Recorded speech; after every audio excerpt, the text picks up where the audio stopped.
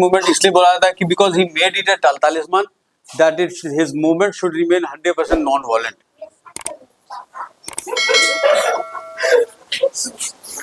He made it. Mahatma Gandhi made it a point that this movement should remain 100% non-violent. Non-violent इसलिए बोलते थे because he was of the opinion that as soon as the Indian people they are going to turn violent, as soon as we are going to start showing any level of violence against the British government, so we are going to give a reason to the British government to retaliate in a violent way. And if the British government is going to turn violent, so they are going to heap huge atrocities and casualties on over the Indian people, and it may lead to total cessation from of the total future of all mass movements in India. Mass movement of India का पूरा future खत्म हो जाएगा. ठीक है, इसलिए Mahatma Gandhi he made it a point that it should remain non violent, progressive, but he was understanding the mental makeup of the Indian people. कि how many Indian people if they are going to understand they are having the mental maturity to understand what is right and what is wrong or not. कि हम कह रहे हैं कि non violent मत होना, तो उसी में कुछ लोग ऐसे होंगे इजी गोइंग, छोड़ो देख लेंगे क्या होगा, इस टाइप का मानसिकता वाला होगा, और पता चला कि इस तरह हुआ और वायलेंट हुआ द ब्रिटिश गवर्नमेंट.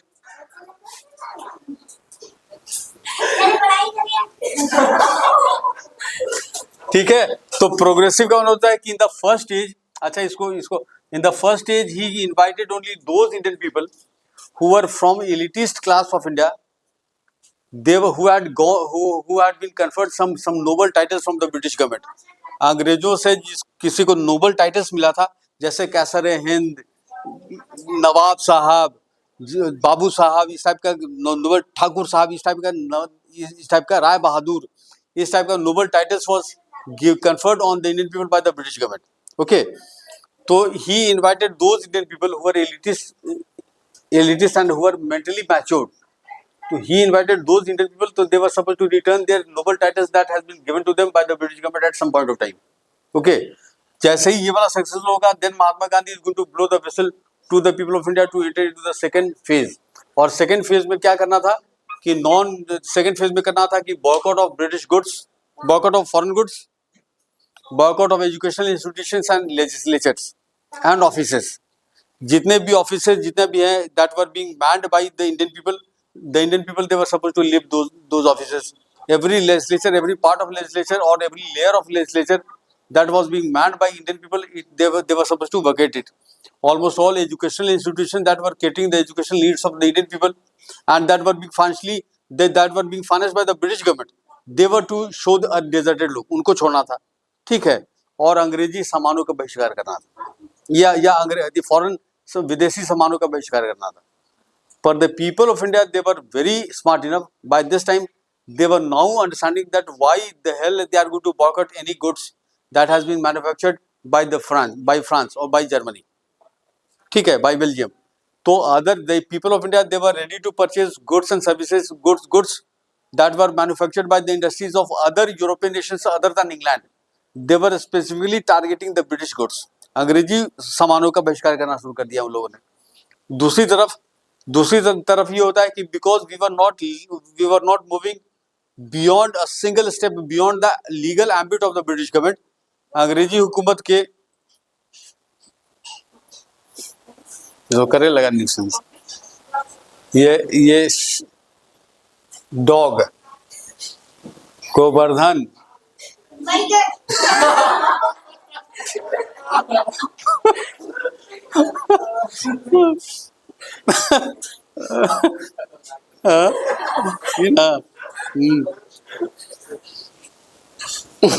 अरे यार जो, ठीक है, तो प्रोग्रेसिव तो ये है. दूसरा स्टेज में लिख लो जल्दी से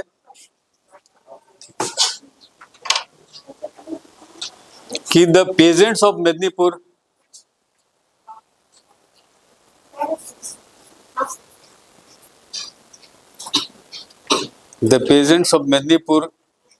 and Mysore and Mysore.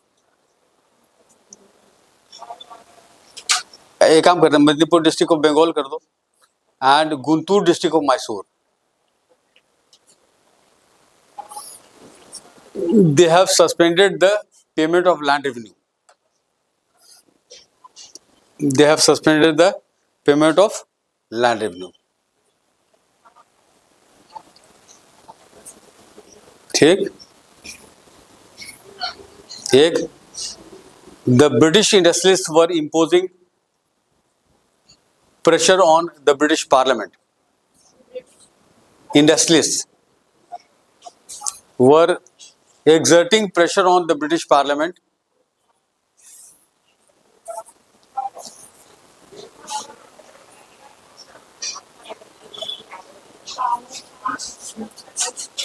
the British Parliament to negotiate with the people of India. To negotiate with the people of India.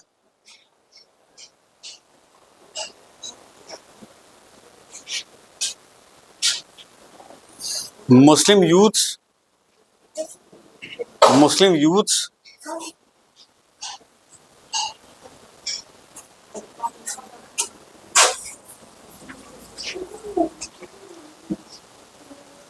Muslim youth जो थे, they were impressing Mahatma Gandhi. They were impressing Mahatma Gandhi. They were impressing Mahatma Gandhi to try some violence. देखो, they were impressing Mahatma Gandhi to try some violence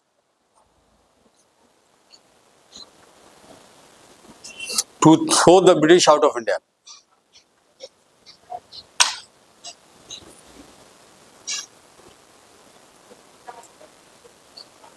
ठीक। चौथा में लिखो कि the British government was jeopardized. The British government was jeopardized.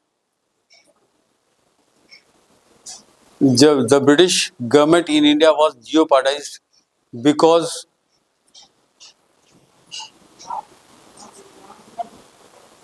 almost all activities of the Satyagrahis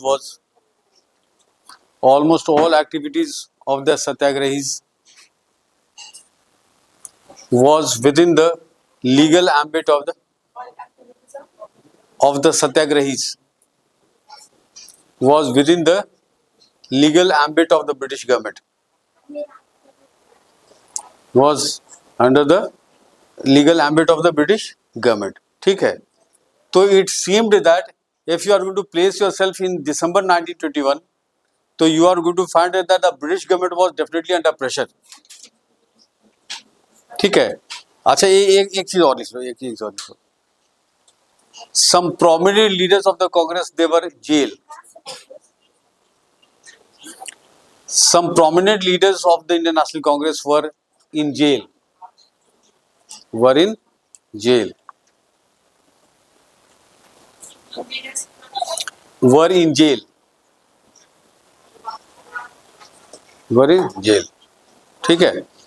तो ये if you are going to place yourself in December 1921, so you are going to find that the total if you are going to look into the real positioning of the non-cooperation movement in December 1921, so you are going to find that it was leaning in towards the favor of the India की तरफ favour कर रहा था। लग रहा था कि today tomorrow और day after tomorrow if you are to continue the movement any further, so the British government was definitely under pressure. It is definitely going to start negotiating with the people of India, and people of India, they are because having a upper hand. So whenever whatever we are going to discuss, so naturally the discussion is always going to favor India. India की तरफ आएगा. But unfortunately in February 1922 Chauri Chaura incident happened. लिख लो जल्दी से. Unfortunately in February 1922 Chauri Chaura incident happened. चल क्या काम है?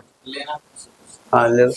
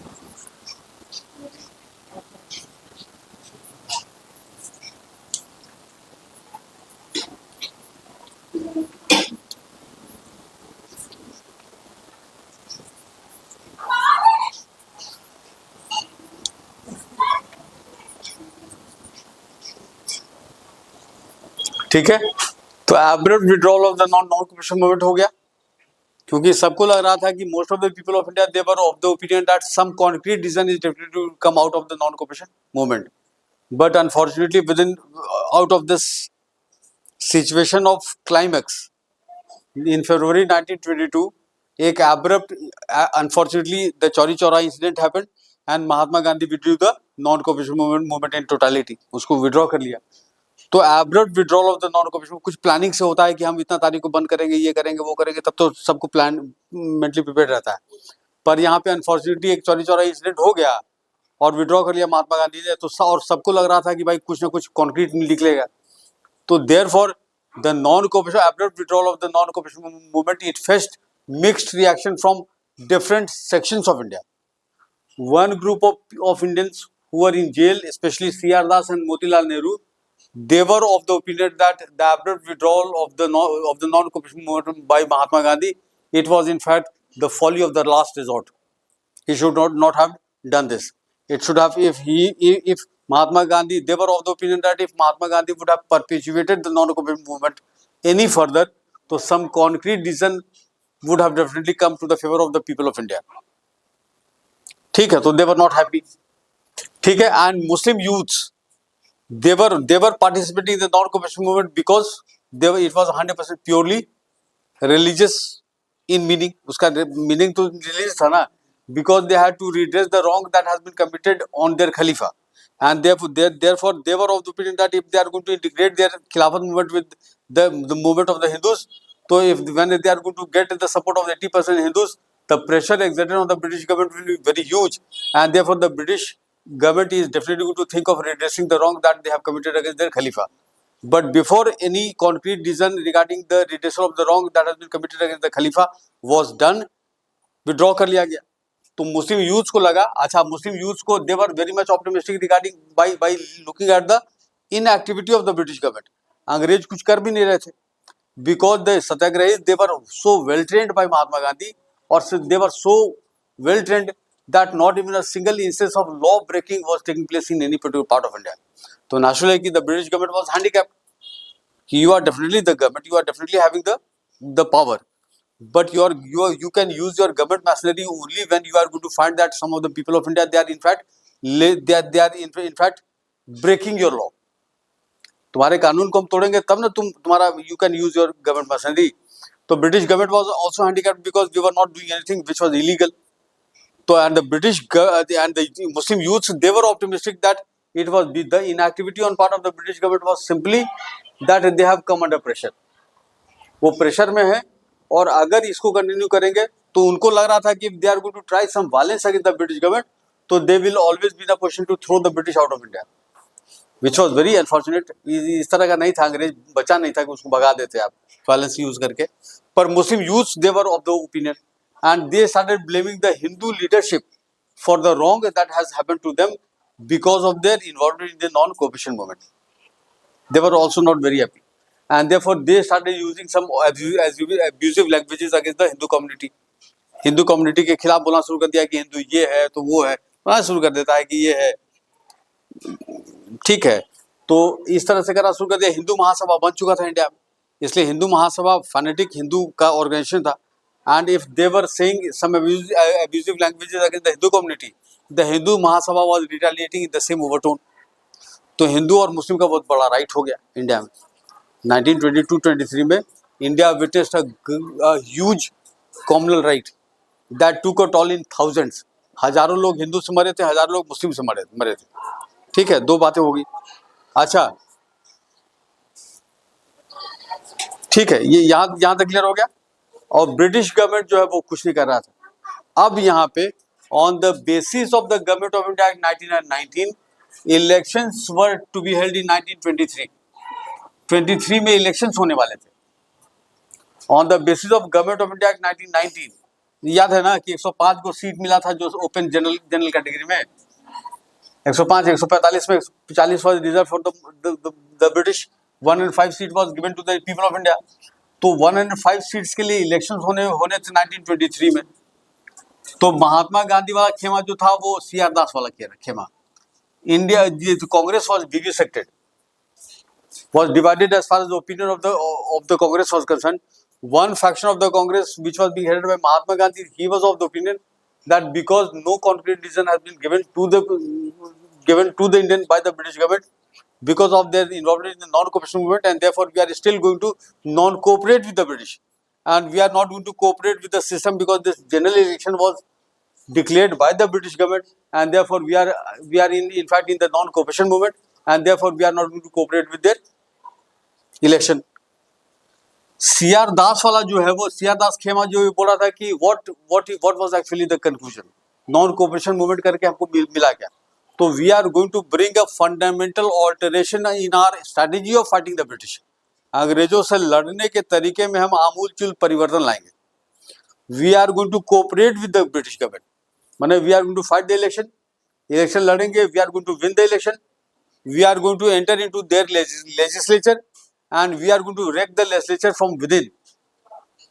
मैंने क्या करेंगे कि हम लोग इलेक्शन लड़ेंगे अगर सरकार 105 145 में सरकार बनाने के लिए +1 = 73, तो 73 मेंबर्स में 73 अगर हम लोग जीत गए तो we are going to form the government, अगर सरकार नहीं भी बना पाए तो हम लोग क्या करेंगे कि we are going to sit in the opposition, and we are going to play the role of a strong opposition. We are not going to make the British government make a single anti-India or anti-Indian law. कोई भी एक ऐसा अंग्रेजी सरकार को कोई भी anti India और एंटी इंडियन लॉ बनाने नहीं देंगे। जैसे एग्जांपल के लिए बता रहे हैं कि नहीं बनाने, इसका मतलब होता है कि अगर लैंड रेवेन्यू बढ़ाएगा तो land revenue, if the British government is going to enhance the land revenue, तो नेशनल की income of the British government is going to increase करेगा। तो and through the law they will have to make the law कि per एकड़ land revenue मान लेते 10 रुपये पर एकड़ है, और उसको अंग्रेजी हुकूमत जो चाहता है कि it should be made enhance to from 10 रुपये पर एकड़ टू 20 रुपये पर एकड़। तो this when this bill will be introduced in the parliament, तो we are not going to let this bill pass, हम पास नहीं होने देंगे, ठीक है। तो we are not going to let the British government make any anti-India or anti-Indian law pass from the parliament. So we are going to change we are going to bring a fundamental alteration in our style of fighting the British to achieve independence. Okay, ये बातें हो गई। अब सवाल उठता है कि if they were also the Congress, from the Congress, Mahatma Gandhi was also of the Congress. Mahatma Gandhi was in fact comparatively taller than C.R. Das. तो if Mahatma Gandhi, if they are going to fight the election, तो naturally कि the political stature of Mahatma Gandhi would be undermined. ये कह रहे हैं कि नहीं non cooperation movement करेंगे तो हम लोग अभी इलेक्शन नहीं लड़ेंगे, और अगर इलेक्शन लड़ता है सीआर दास आगे, if they are going to fight the election on the banner of the Congress, इसका मतलब होता है कि the political height of Mahatma Gandhi has been undermined हुआ ना। इसलिए महात्मा गांधी को ओवरलुक करके आप you can take any decision in the Congress, it was impossible. तो ऐसे समय में क्या किया गया, एक ऑल्टरनेटिव अरेंजमेंट किया गया कि भाई ये काम करते हैं, if you have to fight the election, but the banner should not be the Congress का बैनर नहीं होगा, एक नया पॉलिटिकल पार्टी बना लो, and the Congress is going to render covert support.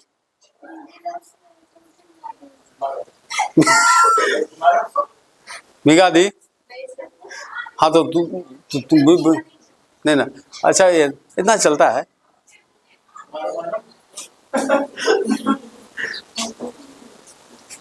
चलो फिर टॉफी नहीं खिलाएगी यार, वो सब खिलाबो नहीं करेगा, वो भड़का देगा तुमको। चलो इधर आ जाओ, छोड़ो ले, ठीक है। तो सीआर दास वाला अगर खेमा अगर इलेक्शन लड़ता है on the banner of the Congress, तो इनका स्टेचर कमजोर होता है, और अगर नहीं लड़ता तो कांग्रेस टूटेगा। तो ऐसे समय Mahatma Gandhi gave an idea that if you have to fight the election, तो you simply make a political party अपना बना लो एक, and under that political banner you should fight the election. The Congress is going to render covert support to your candidates, ठीक है। और एक तत्काल में एक सरकार का ये एक पॉलिटिकल पार्टी बनाया गया जिसका नाम रखा गया स्वराजिस्ट पार्टी। अब देखिए Swarajist party, and it failed to form the government.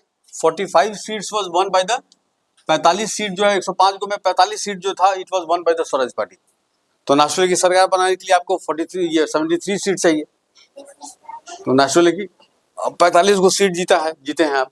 तो नेशनल की you can never form the government, but they definitely played the role of a strong opposition. क्या किया उन लोगों ने, लेजिस्लेशन में जाके लिखो जल्दी से।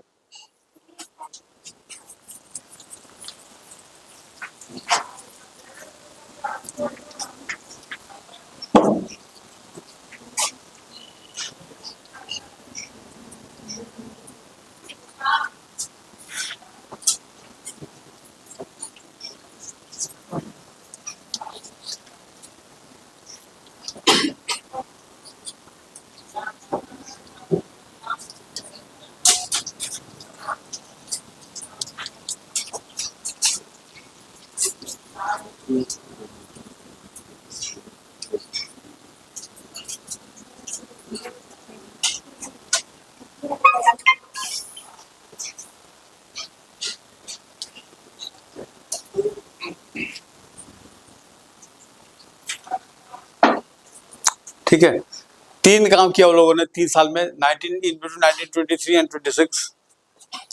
The Swaraj party played the role of a strong opposition in the parliament. पहला काम किया उन लोगों ने कि steel protection act was passed. Steel protection act का पास होने का मतलब ये समझिए यहाँ पे कि 1912 तक आते आते 1905 में शुरू किया टाटा टिस्को बनना। Tata iron steel company was established in 1900. It started getting established in 1907, and by 1912 the Tisco was ready for commercial production. Commercial production के लिए वो तैयार था 1912 में, बट इन बिटवीन 1912 एंड 1923, 1923 के बीच में the Tatas they were not in a position to, or they failed to compete with their industries from Britain. Britain का industries के से कम्पीट नहीं कर सकते थे, इसलिए they were not making any business in India. पर 1923 में स्टील प्रोडक्शन जब एक्ट आया तो the Swaraj party made the British parliament in India make a law according to which any commodity that was coming from any part of the world into India, it has to pay 89% taxes. It has to pay 89% taxes. का मतलब क्या हुआ कि अगर मान लेते हैं कि industries from Britain they were manufacturing iron steel at a cost of 1 rupee पर kg, ठीक है। Tata iron steel company it was making manufacturing the same quality industry थी iron at a cost of 1 rupee 30 पैसा पर kg। तो natural है कि whenever there will be an auction और कोई भी ठेका निकलेगा इंडिया से, तो नेचुरल है कि लोवेस्ट बीडर कौन होगा, ये होगा। तो most of the contract in India used to go to the industries from Britain, ठीक है। फोकस नहीं हो पा रहे। तुम बोला था ना कि बदमाशी नहीं करेंगे, तब लाए तुमको। तुम तो आगे ब्लैकमेल करने लगा यार।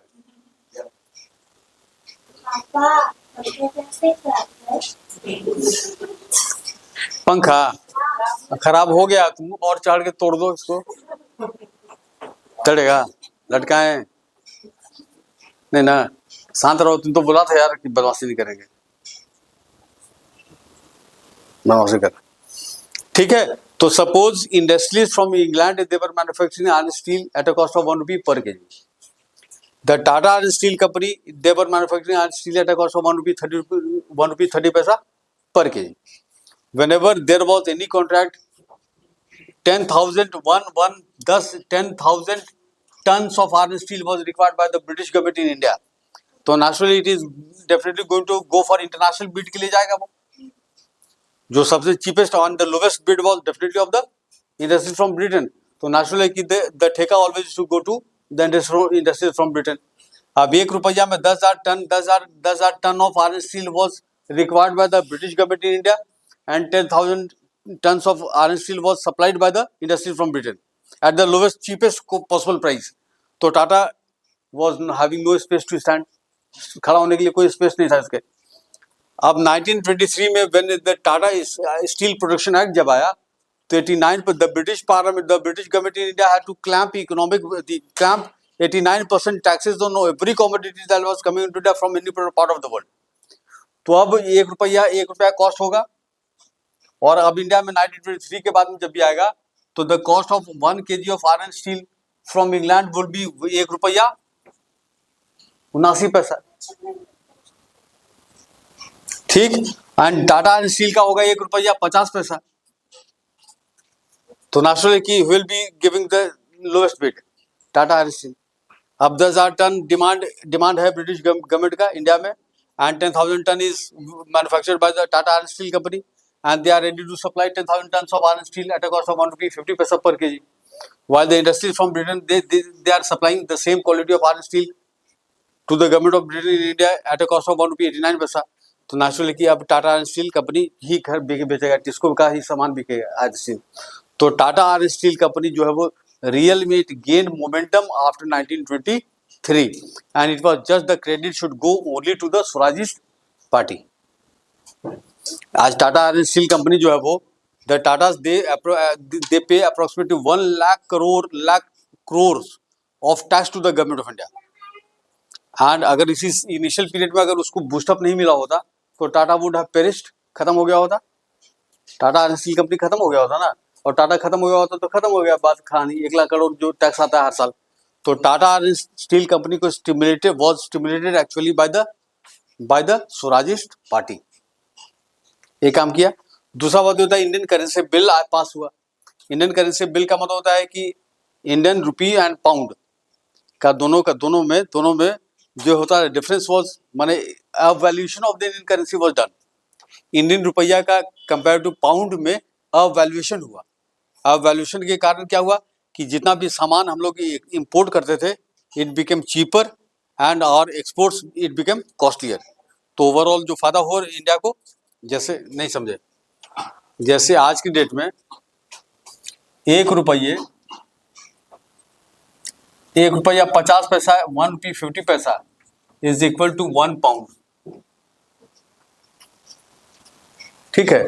1 पाउंड का बराबर का वैल्यू कितना होता है 1 रुपया 50 पैसा।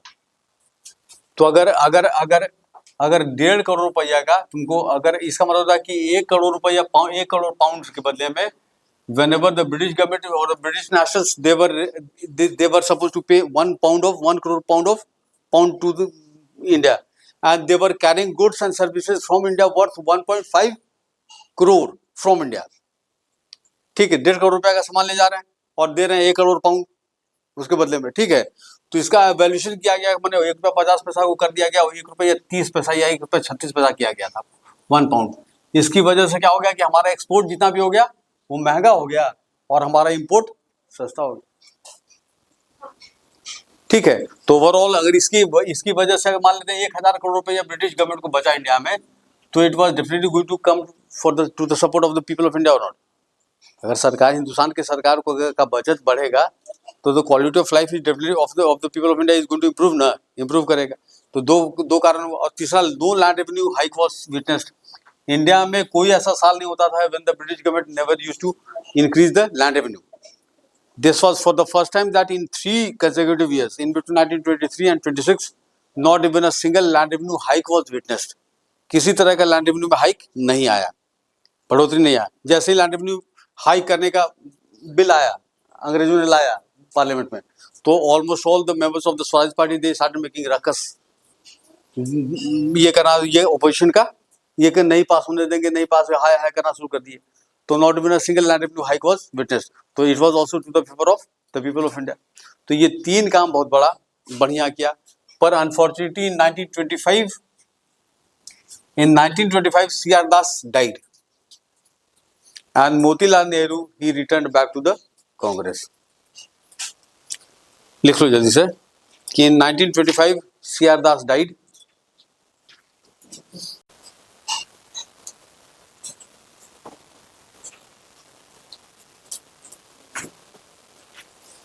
back to the Congress, निकल गए। And therefore in the elections of 1926 the Swarajist party lost the election everywhere, returned back to the Congress, back to the Congress. Therefore in the general election of 1926, in the general election of 1926 The Swarajist party lost the election everywhere except for Madras. The Swarajist party lost the election everywhere. Election everywhere except for Madras. ठीक है?